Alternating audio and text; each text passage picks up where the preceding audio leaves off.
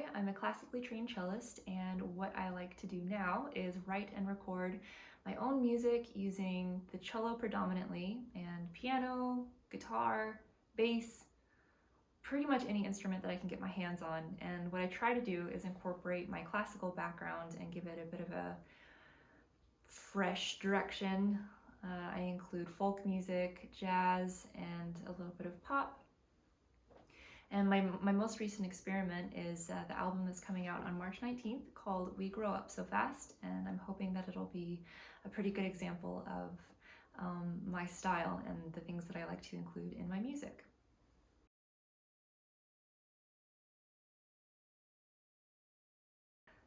So I didn't really have much of a choice about music becoming a part of my life. My dad graduated from Juilliard and the Eastman School of Music. My mom went to U of M for viola performance. Both of my grandparents graduated from the School of Music, Eastman School of Music as well. So when I was 3, naturally, they gave me my first instrument, and it was this tiny, tiny little violin. And then whenever I was 5, they gave me this little equally small cello. And from then, I took lessons maybe twice, even 3 times a week with my grandmother until I was about 16. And that's when I went to university to study with Jeffrey Straps, who is a Juilliard Curtis alumnus. And he was a wonderful, wonderful teacher. And that's pretty much, I guess, how I got started.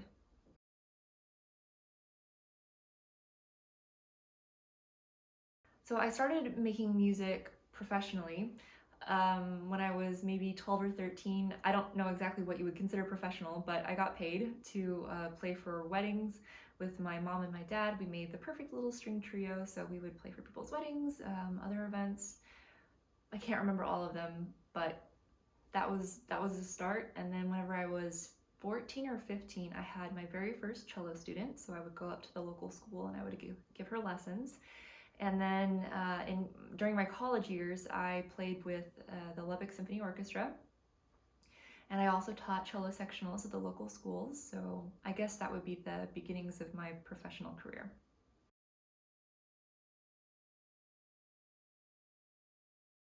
So it's hard to give you a limited number of emotions. You pretty much want to be able to convey the whole spectrum of emotions whenever you're playing an instrument.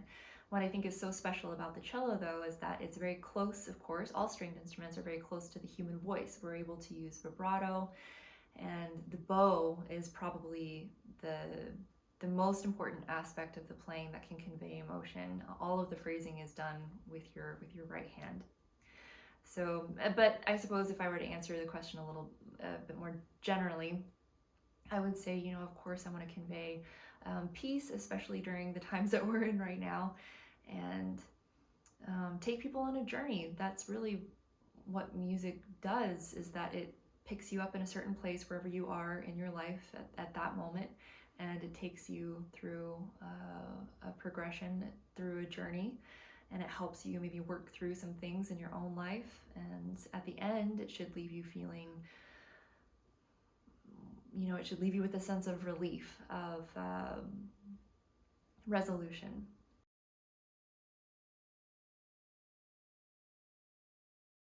Okay, so I think my favorite song to perform, which I've included in pretty much all of my live sets, is Moon River.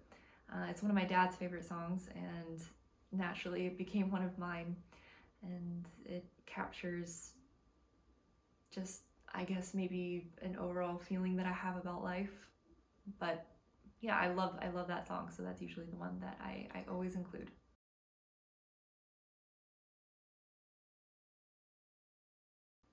So the process of songwriting, I like to experiment going about it in a different way each time, because if you get formulaic about it, it can tend to kind of flatten out the music that you create. It won't have as much depth, it won't have as much interest.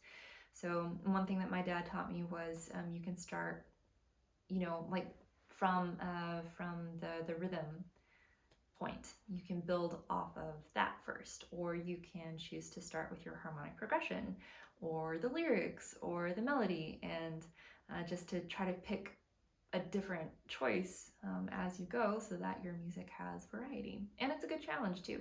The main thing is you don't want to become formulaic about it. I guess to answer that question a bit further, one of the things that I generally do is I like to first imagine a scene or a specific scenario or emotion, and then using that, I will put it into different art forms. And this is something that my grandfather taught me. He also did a lot of composing. He was a conductor, but he also liked to compose. So,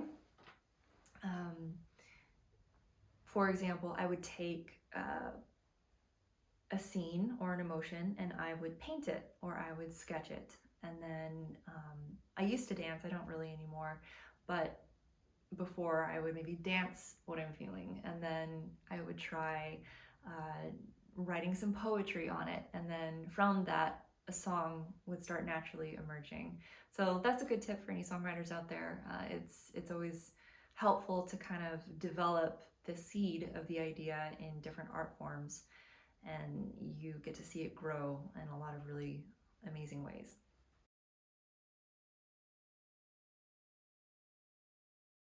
So my best experience on stage, I think, would be, I was in college, I think it was my junior year, and I was asked to play with a graduate ensemble, which was an honor, and they were amazing musicians, and it was a trio.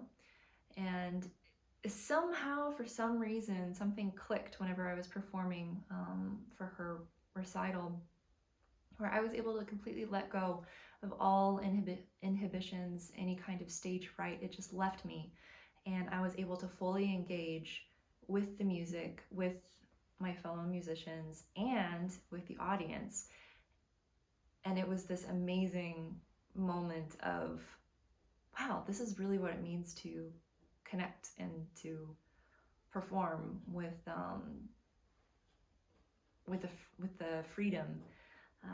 I'm not sure how else to explain it, but I'm sure that many other musicians have experienced what I'm talking about, and it's a really special moment. It's a breakthrough. Yeah, it's really, really special. I think the worst experience on stage, oh, I don't know.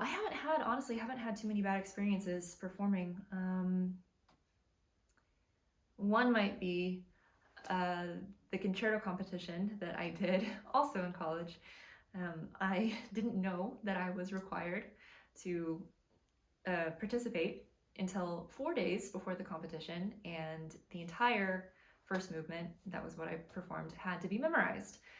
So I spent the next 4 days I wasn't even freaking out. I think I went into survival mode, but somehow I did it and I performed it, and I actually think I did okay.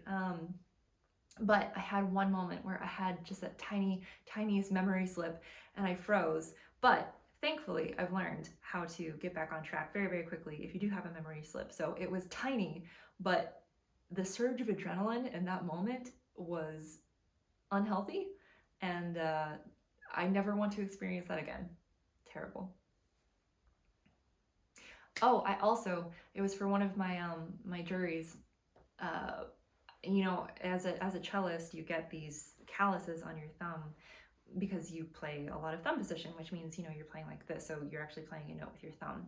So what happens sometimes is that the callus will start to peel off. I'm sorry if this is gross, but anyways, my callus had started to peel off right before I went into play, and it caught on the A string and it just ripped off while I was playing, and I started like bleeding on the fingerboard. It was not pleasant, but yeah, that's also not a great memory.